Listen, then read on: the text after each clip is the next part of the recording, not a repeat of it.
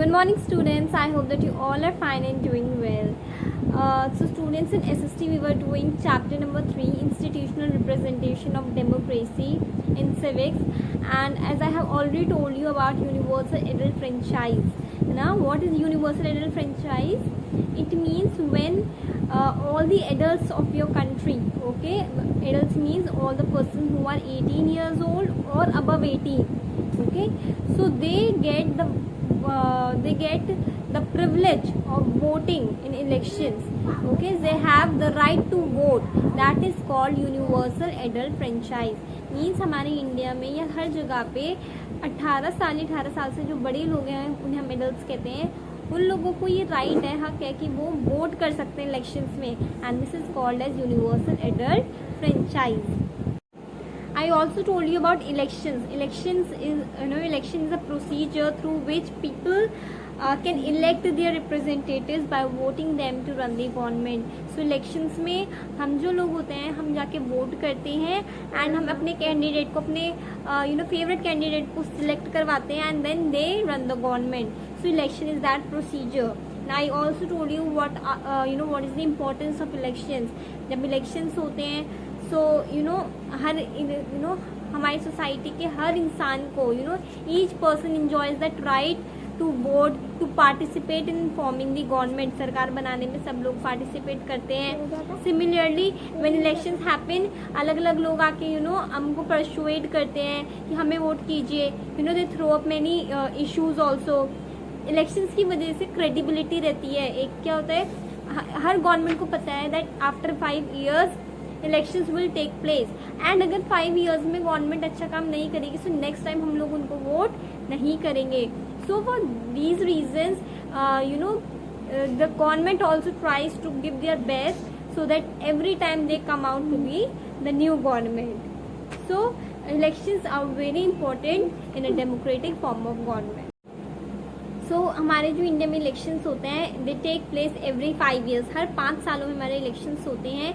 And in India each there are so many divisions. The country is divided into many divisions called constituencies. India में हर एक area को बहुत उसमें बांटा गया है, उनको हम कहते हैं कॉन्स्टिट्यूएंसीज. सो उस कॉन्स्टिट्यूएंसी से ही हमारे इलेक्शंस लड़े जाते हैं. In India, there are 2 types of elections that take place, like Lok Sabha elections. In Lok Sabha elections, the members are elected for the parliament. Parliament जो है हमारा, उसके लिए members को elect किया जाता है. And the second one is assembly elections, जो हमारे legislative assembly के लिए किए जाते हैं. So these are 2 types of elections. Another elections which take place at local level, they are called as panchayat. आपने देखे होंगे villages में जो elections होते हैं हम उन्हें पंचायत कहते हैं. So in the first general election, जो सबसे पहले general elections हुए थे, they held in 1951. 1951 में हुए थे, and after that elections are taking place continuously. Also the women were not allowed earlier to vote. पहले women को allowed नहीं किया जाता था वोट करने के लिए, और अभी भी still there are some places where women are still not allowed to vote. So like in England, the first time women were granted to vote was in 1918. 1918 में पहली बार women को वोट करने दिया गया इंग्लैंड में. USA में पहली बार 1920 में वोट करने दिया उनको. सिमिलरली न्यूजीलैंड में 1893 में हुआ. So you can see that there were restrictions on voting. But अगर आपकी कंट्री में यूनिवर्सल एडल्ट फ्रेंचाइज है, so no matter you are male, you are female, you are white, you are black, you are of any caste, you are of any religion, if you are 18 or 18 above, you have the right to vote, and we all must vote so that we can elect the right person for our country, कि हम अपनी country के लिए right person को vote कर सकें. So after this, the next is election procedure. Election procedure means कि election procedure, like I told you that elections take place after every 5 years. हर 5 सालों में किए जाते हैं. And this work is supervised by election commission. elections का जितना भी काम होता है वो हमारी election commission supervise करती है. और हमारी elections का जो supervise करती है जो हमारी election commission, उसको head करता है हमारा election chief election commissioner. Means हमारी इलेक्शन कमीशन एक बॉडी है, एक ऑर्गेनाइजेशन है, और उसको जो हेड है वो होते हैं हमारे चीफ इलेक्शन कमिश्नर.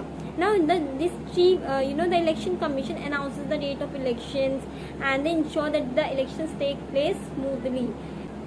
मीन्स जो इलेक्शंस के सारे काम होते हैं वो सब इलेक्शन कमीशन करती है एंड वो इंश्योर करती है कि इलेक्शंस आराम से पूरी कंट्री में अच्छे से हो जाएं. So what are the functions of the election commission. Election commission के क्या फंक्शंस होते हैं. They are responsible for holding elections, वही इलेक्शंस कराती हैं.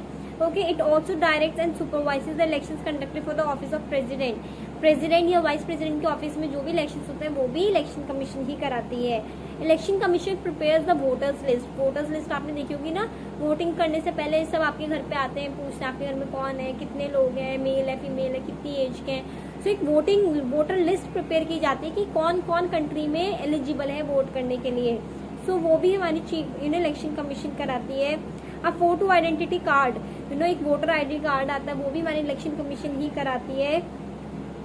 और क्या कहते हैं, हमारी पॉलिटिकल पार्टीज को जो सिंबल्स दिए जाते हैं, like you have seen like BJP is having the sign of lotus, BSP is having the sign of elephant, Congress is having the sign of palm. So all these signs to the political parties are also allotted by the election commission. Election commission ही उनको ये science देती है, symbols देती है. Also जितने भी वहाँ के रूल्स रेगुलेशंस हैं, they also are conducted by the election commission. Now the next is how are the elections conducted. Elections हमारे कंडक्ट किए कैसे जाते हैं.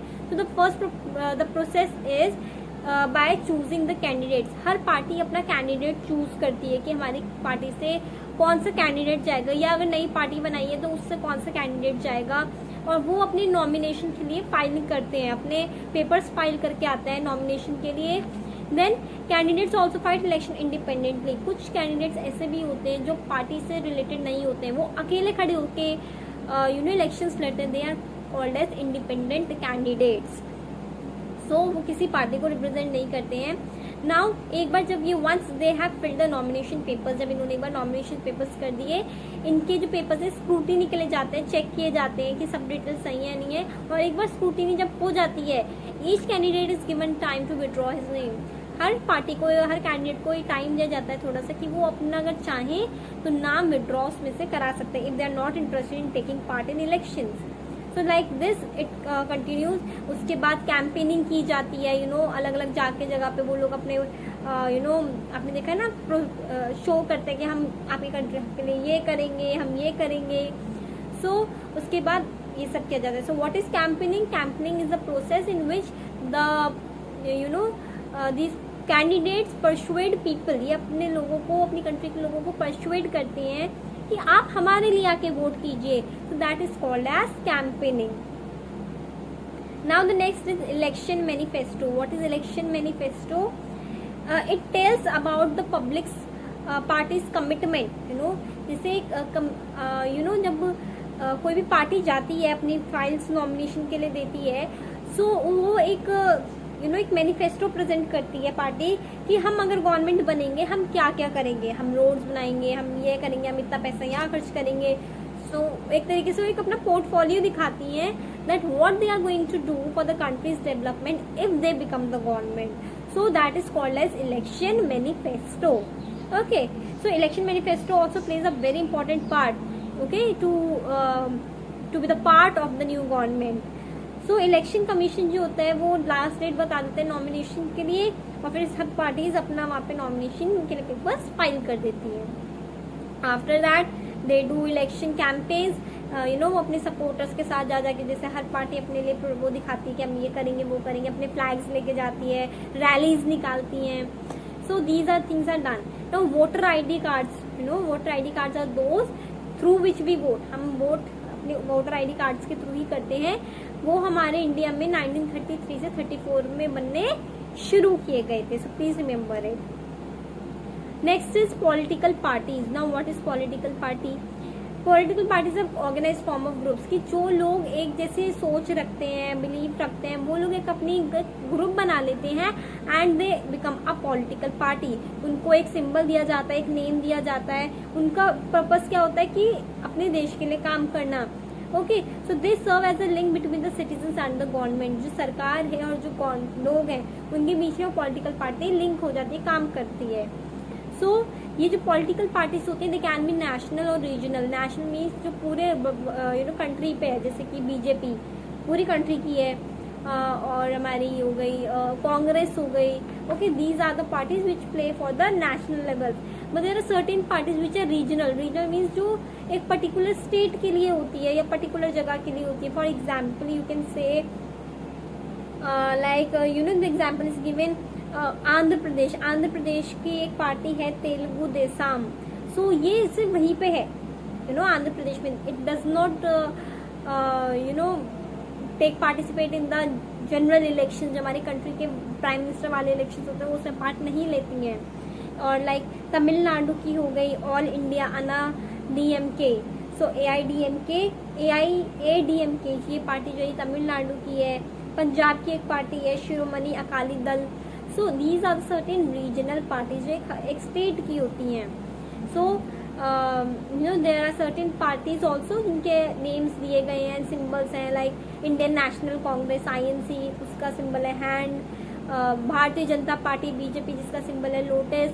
बहुजन Samaj party BSP whose symbol is elephant. Nationalist Congress Party whose symbol is clock. Then AITC All India Trinamool Congress whose symbol is two flowers on the green grass. So like Communist Party of India whose symbol is ears of corn and sickle. So these are certain parties जिनके अलग अलग symbols दिए गए हैं। इनके functions क्या होते हैं कि ये अलग अलग कॉन्टेस्ट करती हैं, इलेक्शंस में पार्टिसिपेट करती हैं, ये पब्लिक मीटिंग्स करती हैं, कैंपेनिंग रैलीज करती हैं, ये लिंक बनाती हैं गवर्नमेंट और सिटीजन्स के बीच में। और अपोजिशन पार्टी जो होती है, भले ये गवर्नमेंट बने ना बने, ये अपोजिशन पार्टी इसको क्या करती है, मोटिवेट तो नहीं करती, डिग्रेड करती रहती है बार बार, so that they don't take any wrong step. आपने देखा ना, अगर BJP गवर्नमेंट बनी तो कांग्रेस जो है वो या दूसरी गवर्नमेंट जो है वो उनको बोलती रहेगी, या कांग्रेस बनी तो BJP बोलेगी। सो इस तरीके से जो अपोजिशन पार्टीज होती हैं वो एक दूसरे को करती रहती है, बिकॉज उन पे एक प्रेशर रहता है that they have to do their best for the public. So ruling party and opposition party, इनमें डिफरेंस क्या होता है? रूलिंग पार्टी जो गवर्नमेंट बनी है, अपोजिशन पार्टी जो नहीं बनी है। Okay, now the last is coalition government. What is coalition government? In case if no one party wins a clear majority, अगर एक पार्टी को पूरे वोट्स नहीं मिले जितने इस मेजोरिटी में चाहिए होते हैं जनरल इलेक्शन में, तो दो पार्टीज जो होती है, 2 और more parties together form the part of government. तो दो अलग अलग पार्टीज मिलके हाथ मिलाती हैं, कहती हैं कि हम अपनी गवर्नमेंट बनाएंगे। So this is called as coalition government. Coalition government में एक इंडिविजुअल पार्टी अकेले डिसीजंस नहीं ले सकती है, दोनों को मिलके काम करना होता है। और कभी कभी चांसेस होता है कि वो डिसएग्री भी हो जाए, एक पार्टी को बात सही लग रही है दूसरी को नहीं लग रही, तो वो कभी कभी डिसएडवांटेज भी हो जाता है। So that's all about this chapter, institutional representation of democracy. I hope that it is clear. If there are any doubts, you can tell me, I will solve them.